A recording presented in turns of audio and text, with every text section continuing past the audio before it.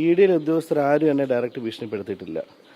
ഈ കേസുമായിട്ട് ബന്ധപ്പെട്ട് ഈ രാധാകൃഷ്ണൻ എന്ന് പറഞ്ഞ ആൾ എന്നെ അതുമായിട്ട് ബന്ധപ്പെട്ട് എന്നെ ഓരോ കാര്യങ്ങൾ പറഞ്ഞ് ത്രട്ടൺ ചെയ്തതാണ്. ആരും ഇങ്ങനെ ഇതൊന്നും പറഞ്ഞിട്ട് എന്നെ ചെയ്തിട്ടില്ല. അതായത് നമ്മുടെ ഒരു പോലീസ് എന്തെങ്കിലും ഒരു ഇതായിട്ട് പിടിക്കുകയാണെങ്കിൽ നമ്മൾ ചോദ്യം ചെയ്യ ഒരു മുറയുണ്ടല്ലോ, അത് പുള്ളി മേളിൽ വിളിച്ച് വരുത്തിയിട്ട് ഈ ഡോക്യുമെന്റ് ചോദിച്ചിട്ട് തന്നെ നിന്റെ ബിനാമി ആരാണ്, അതാണ് ഇങ്ങനെയൊക്കെ ചോദിച്ചിട്ടാണ് ഇരുന്നിട്ട് ചീത്ത വിളിച്ച് തറയിലിരിക്കാൻ പറഞ്ഞു. തറയിലിരുന്നു. അതൊക്കെ ആ ഭാഷ മനസ്സിലാവുമല്ലോ ഏത് രീതിയിലാണ് പറഞ്ഞതെന്ന്. അങ്ങനെ ആണ് ത്രട്ടൺ ചെയ്യുന്ന ഉദ്ദേശിച്ചത്. ഇല്ല ഇല്ല, വിജിലൻസിന് അങ്ങനെ മൊഴിയെടുക്കാനുള്ളൊരു ഓർഗനൈസേഷൻ അല്ലല്ലോ ഇത്.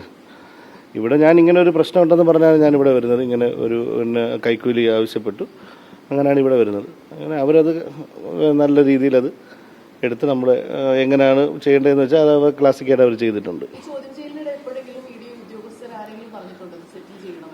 പക്ഷേ അത് അവരങ്ങനെ ഡയറക്റ്റായിട്ട് പറയുകയല്ലായിരുന്നു.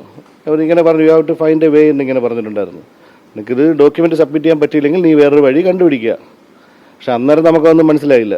പിന്നെ അത് കഴിഞ്ഞതിന് ശേഷം, പിന്നെ ഒത്തിരി കഴിഞ്ഞതിന് ശേഷമാണ് മെയ് 5 ആണെന്ന് തോന്നുന്നു എനിക്ക് സമ്മൻസ് വരുമെന്ന് പറഞ്ഞിട്ട് ഇങ്ങനെ ഇത് ചെയ്യുന്നത്, വിളിക്കുന്നത്. സമ്മൻസ് നമുക്ക് 14-ാം തീയതി കൂടെ സമ്മൻസ് വരുന്നതൊക്കെ ആ സമയത്താണ്. നിങ്ങൾ 22 കോടി രൂപ ബിസിനസ്സിനായിട്ട് അയച്ചു എന്നുള്ള അതിന്റെ ഒരു ക്ലാരിഫിക്കേഷൻ തരാം. എന്താണ് സംഭവിച്ചത്? അത് ഇതുമായിട്ട് ബന്ധപ്പെട്ടുള്ള കാര്യമല്ല. അത് എൻ്റെ നേരത്തെയുള്ള ബിസിനസ്സായിട്ട് 22 അല്ല, അതിൽ കൂടുതൽ പൈസ അയച്ചിട്ടുണ്ട്. 150 കോടി രൂപ എൻ്റെ 150 കോടി രൂപയുടെ ടേൺ ഓവറിന്റെ കണക്കും പറഞ്ഞിട്ടാണ് ഇവർ വിളിക്കുന്നത്.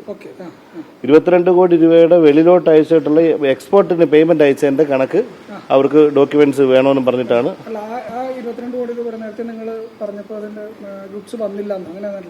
അതെ അതെ, അത് നമ്മൾ അയച്ച പേയ്മെന്റിലുള്ള ഗുഡ്സ് തിരിച്ച് വന്നിട്ടില്ല. അതെ അതെ, അതിനുള്ള കേസും കാര്യങ്ങളൊക്കെ FIR ഒക്കെ ഉണ്ട് നേരത്തെ ഉള്ളത് കൊല്ലത്ത്. ഓ ഓ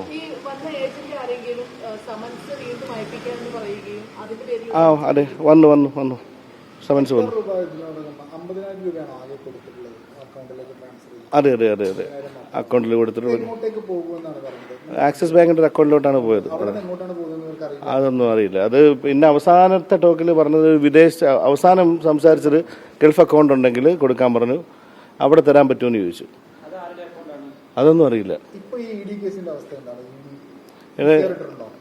അല്ല, ഇപ്പോഴും സമ്മൻസ് എനിക്ക് വന്ന ആ ഒരു സ്റ്റേജിൽ നിൽക്കുകയാണ്. അതെ അതെ, പിന്നെ അവർ എന്നെ കോണ്ടാക്ട് ചെയ്തിട്ടില്ല.